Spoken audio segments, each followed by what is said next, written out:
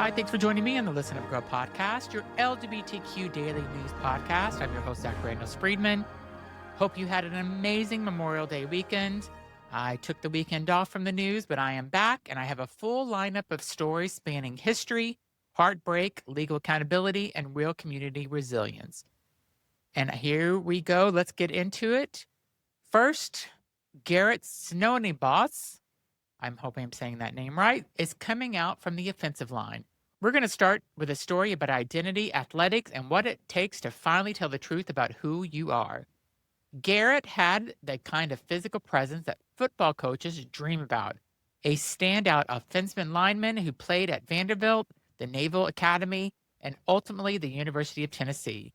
By spring of 2012, he had graduated from Tennessee, his third college in 5 years. Football was behind him, medical school was ahead, and the secret he had been carrying since high school was becoming impossible to contain.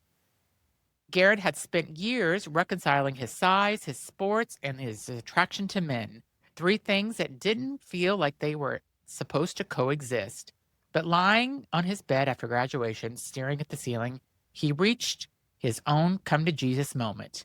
Years of self-denial had taken their toll, and he knew the life he had been living, even from himself, couldn't continue. His story is a reminder that the closet doesn't care how big you are or how tough you appear, and coming out, whenever it happens, takes every bit as much courage as anything that happens, even on a football field. So congratulations, Garrett, for coming out. And I hope to have you on my other podcast, Everything, Anything, and a Bit Gay, because I'd love to tell your story. Next, Pride pioneer Voight Demeester of Penn State. Staying in the world of athletes for a moment, our Pride Pioneer Spotlight this week comes from 2016 and features Penn State's Voight Demeester, a hockey player who grew up on the ice with ice in his blood. Voight came to understand that his sexual orientation was no barrier to athletic success. These stories, athletes coming out, thriving, and refusing to let the sport define the limits of who they are, matter.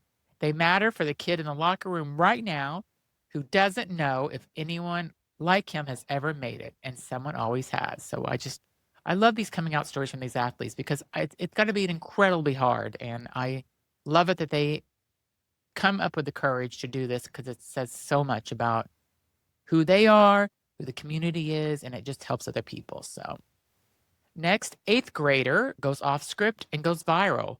Now to one of those week's most talked about moments. At a Kentucky middle school graduation ceremony, 8th grader Daniel Mattingly stepped up to the microphone and went completely off script. He had prepared a speech meant to encourage classmates dealing with trauma and oppression.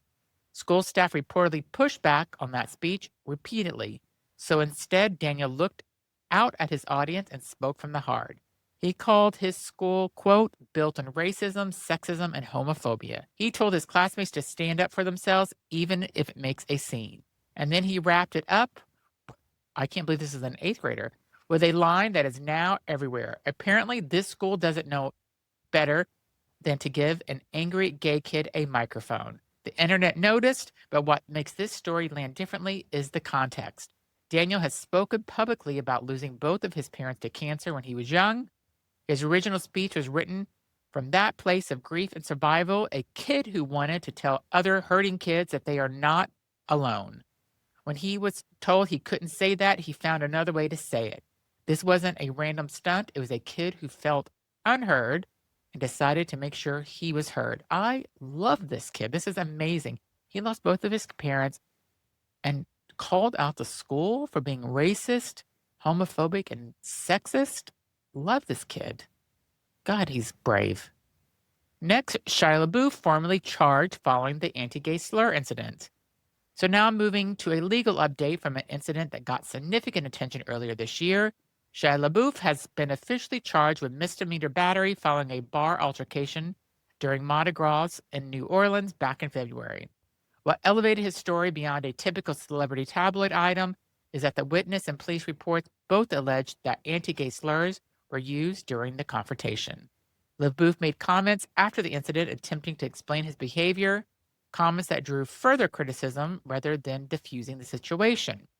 The legal process will now take its course, but this story is worth nothing because it's a reminder that casual anti-LGBTQ plus hostility is still very present in bars and celebrity culture and everyday life. Not every story we cover is uplifting. Sometimes accountability is in the story. And just for those of you that did not hear my previous report on this a few weeks ago, LaBeouf basically was saying that he was scared of gay people. They made him feel uncomfortable and he was scared of them. So how is he feeling now? Next, Russia charges 13-year-old with LGBTQ propaganda. And from Russia, a story that should make us all pay more attention. A 13-year-old boy has been registered as a juvenile offender in Russia on charges of LGBTQ propaganda and displaying so-called extremist symbols. The charge stems from a video he allegedly showed to classmates. The content in the video has not been made public, but it reportedly contained a symbol Russia has designated as extremist. The case was reported by Russian media outlet Media Zona. The child's identity has been withheld to protect him. Let that settle in for a moment. A 13-year-old charged as a juvenile offender for showing a video, and Russia being perceived as connected to the LGBTQ plus identity in any form is enough to create a legal record for a child. This is what state-sponsored homophobia looks like when it has no guardrails. Next, a moment in history, Sweden, 1979. So today, history moment takes us back to Sweden in 1979. At this time, Sweden was officially classified homosexuality as a mental illness. Queer activists decided they had enough, and they decided to expose how absurd this was of the system by turning it against itself. People across the country had been calling in sick to work, reporting that they were simply too gay to work. At that time, activists occupied the Swedish National Board of Health and Welfare in Stockholm, demanding that homosexuality be removed from the country's official list of illnesses. Within months, Sweden did exactly that, becoming one of the first countries in the world to declassify homosexuality as a disease. It's one of the greatest acts of queer political wit in modern history, and it worked. And now Sweden's one of the most friendly LGBTQ places in the world. So the body of Murray Faust has been found. We have a difficult story to share now, and we want to share it carefully. The body of Murray Faust, a 22-year-old transgender student from Northern Kentucky University, was found on Sunday. Murray had last been seen on April 27th, nearly a month before their body was recovered. Local police confirmed that Murray was identified as transgender. We don't have additional details beyond what has been reported, but what we do know is that how a young person is gone and their community is grieving. We say Murray's name and we hold space today for everyone who loved them. It's very sad. Next, record high LGBTQ plus workplace acceptance. Now to some genuinely encouraging data. According to the 2026 study from Out Leadership, 87.9% of LGBTQ plus individuals now report feeling comfortable being out at work. That is the highest figure ever recorded in this survey. It's a meaningful number, and it reflects the real progress made by real people over decades of organizing, advocacy, and showing up visible.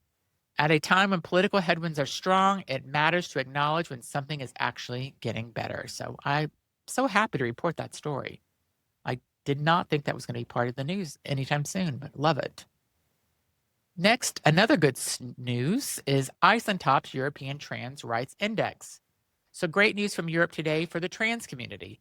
Iceland has been named the most trans-friendly country in Europe and Central Asia, according to the 2026 Trans Rights Index and MAP, described as the most comprehensive analysis of trans human rights across the region. Iceland scored 30 out of 32 points, with Malta in second place and Spain rounding out at the top 3. The index evaluates countries across legal gender recognition, asylum protections, hate crimes and speech laws, non-discrimination protections, healthcare access, and family rights. At the other end of the ranking, Russia, which scored 0 out of 32, and other low-scoring countries such as Turkmenistan, Uzbekistan, Georgia, and Azerbaijan, each receiving just 1 point. The organization behind the index, TGEU, noted that while more visible legal shifts occurred this year than in recent years, most of those changes came not from government initiative, but from the tireless work of activists and court rulings. The lack of proactive political commitment to trans rights across much of the region, they said, is alarming. The lack of proactive political commitment to trans rights across the region, they said, is alarming. And next, Missouri LGBTQ candidate sees the orange convicted felon fatigue in the deep red district. Now to some political news from Missouri. Whitney Whisker Brooks is an out Democrat candidate running for the Missouri State House of Representatives in the 116th district, a deep red part of the state. And she says she's noticing something. The orange convicted felon flags are disappearing. Whisker Brooks told LGBTQ Nation that people aren't making any big declarations. There's no dramatic shift in conversation, but visually and anecdotally, she's seeing a quiet retreat. Voters who are tired of watching the orange convicted felon's decisions make their daily lives harder and more expensive. Her advisors believe that if a Democrat is ever going to win her district, now is the moment. She's running as herself, openly LGBTQ+, in a place where there hasn't been traditionally welcome. She thinks the political ground may be finally shifting. God, let's hope so. And today, our last story is Two-Spirit Advocacy, Arnold Dalwoolley's Community Center. So we're closing today with a story of faith, perseverance, and community. Arnold Dalwoolley started Two-Spirit Advocacy from the back of a truck. Today, he runs a full community center in Minnesota, hosting ceremonies, support groups, and culturally self-care for Native LGBTQ+ families. In his own words, we lived through it a lot, we've overcome a lot, but we're still here. His story is part of Queer Spirituality, exploring how LGBTQ+ people of faith continue to find meaning, connection, and community, even in the face of the system that we have tried to erase them. That phrase, "we're still here," carries so much history and so much future. So that's today's Listen Up Girl podcast. Thank you for being part of this Tuesday with me. If any of these stories moved you, share this episode with someone who needs to hear it. New episodes come out every day. You can find us wherever you get your podcasts, and I'll be back tomorrow with more news. Thanks for listening.